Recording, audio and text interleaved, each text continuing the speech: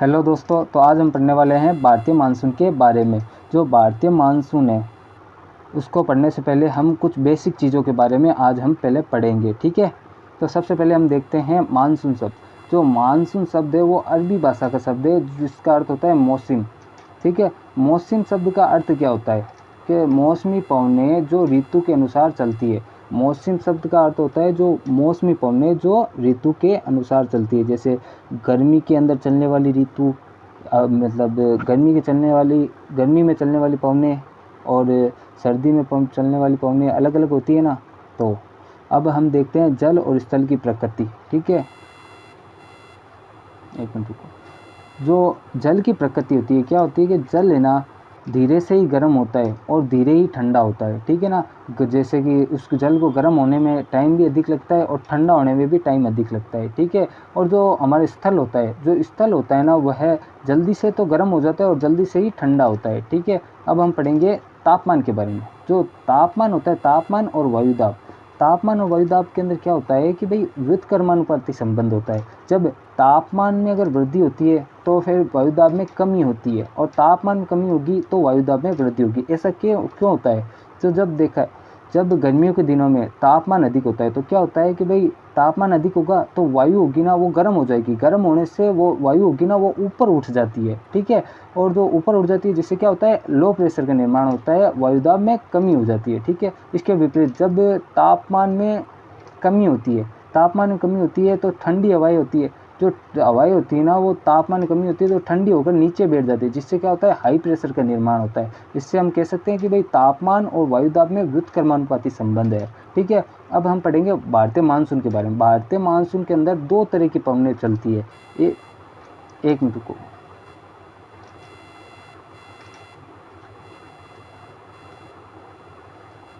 अब देखो, जो भारतीय मानसून है वो दो तरह का है। देखो, एक तो है उत्तरी पूर्वी शीतकालीन मानसून, एक है दक्षिण पश्चिम ग्रीष्मकालीन मानसून, ठीक है। जो उत्तरी पूर्वी शीतकालीन मानसून है इसके द्वारा कहीं पर वर्षा होती नहीं है। केवल तमिलनाडु के अंदर कोरोमंडल तट है वहाँ पर वर्षा होती है। उसके बारे में मैं बाद में बताऊँगा आपको कैसे होती। और जो दक्षिण पश्चिम मानसून है इससे संपूर्ण भारत के अंदर वर्षा होती है, ठीक है। हाँ, तो अब मैप के थ्रू समझते हैं कि भारतीय मानसून की उत्पत्ति कैसे होती है। जब देखो, सबसे पहले हम उत्तरी पूर्वी मानसूनी पवनों के बारे में पढ़ेंगे। उत्तरी पूर्वी मानसूनी पवनों में होता क्या है कि भाई जो सूर्य की स्थिति होती है वो दक्षिणायन के अंदर होती है। सूर्य यहाँ पर स्थित होता है, ठीक है। सर्दियों में सूर्य दक्षिणायन मतलब दक्षिणी गोलार्ध में स्थित होता है। तब दक्षिणी गोलार्ध में स्थित होता है तो यहाँ पर जो जलीय भाग है यहाँ पर क्या होता है कि भाई जल गर्म हो जाता है, जल भी गर्म हो जाता है और यहाँ पर तापमान में भी अधिक वृद्धि होती है, ठीक है।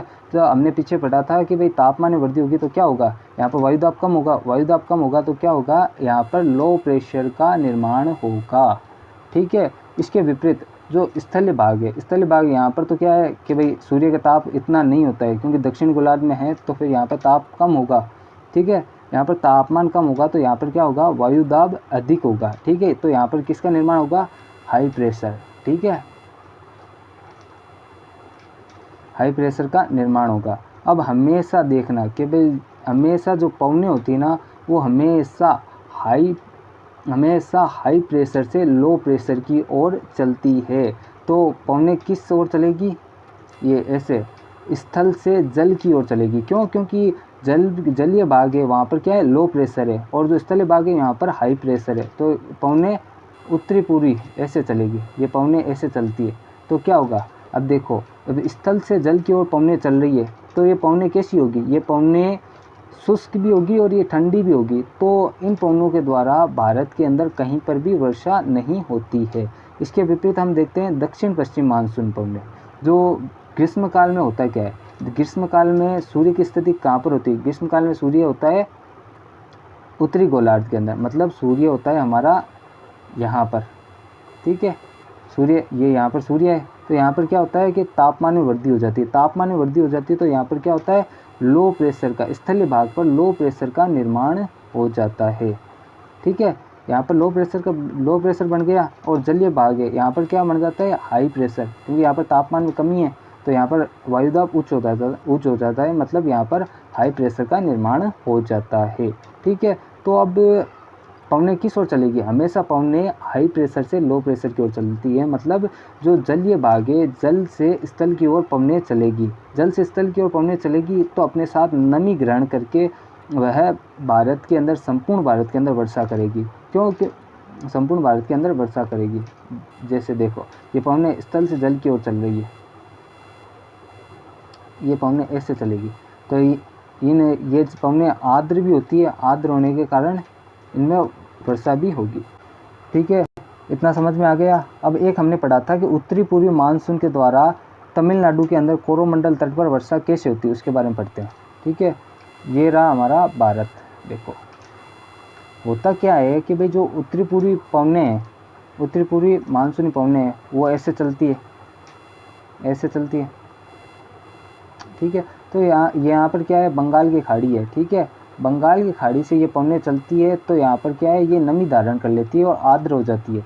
आर्द्र होने की वजह से यहाँ पर ये कोरोमंडल तट है, तो कोरोमंडल तट पर वर्षा करती है। तो उत्तरी पूर्वी मानसून से केवल और केवल भारत के अंदर, केवल और केवल तमिलनाडु के कोरोमंडल तट पर ही वर्षा होती है। इसके अलावा जो दक्षिण पश्चिम मानसून है उसके द्वारा तो संपूर्ण भारत के अंदर वर्षा होती है, संपूर्ण भारत के अंदर वर्षा होती है। ठीक है, ठीक है, अब इसे हम थ्योरी के थ्रू पढ़ते हैं। हाँ, अब देखते हैं परंपरागत या तापीय संकल्पना।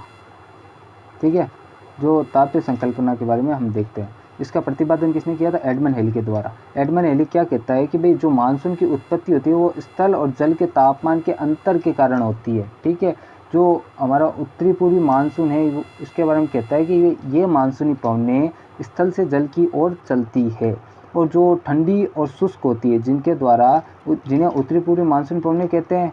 और ये जब ये पवने बंगाल की खाड़ी से होकर गुजरती है तो नमी ग्रहण कर लेती है और कोरोमंडल तट तमिलनाडु में वर्षा करती है और शेष भारत में वर्षा नहीं होती है। ये हमने समझ लिया। ठीक है, आगे हम देखते हैं दक्षिण पश्चिम मानसून। जो दक्षिण पश्चिम मानसून होता है, ये मानसून पवने जल से स्थल की ओर चलती है और ये संपूर्ण भारत में वर्षा करती है। तो आज हमने पूरा एकदम डीपली पढ़ लिया कि भाई मानसून की उत्पत्ति कैसी होती है, तापमान में अंतर कैसे होता है, तापमान में अंतर होता है तो वायुदाब कैसे अंतर होता है, इसके बारे में हमने डीपली पढ़ लिया है। सेशन आपको इंटरेस्टिंग लगे तो आप चैनल को सब्सक्राइब ज़रूर करें। Thank you.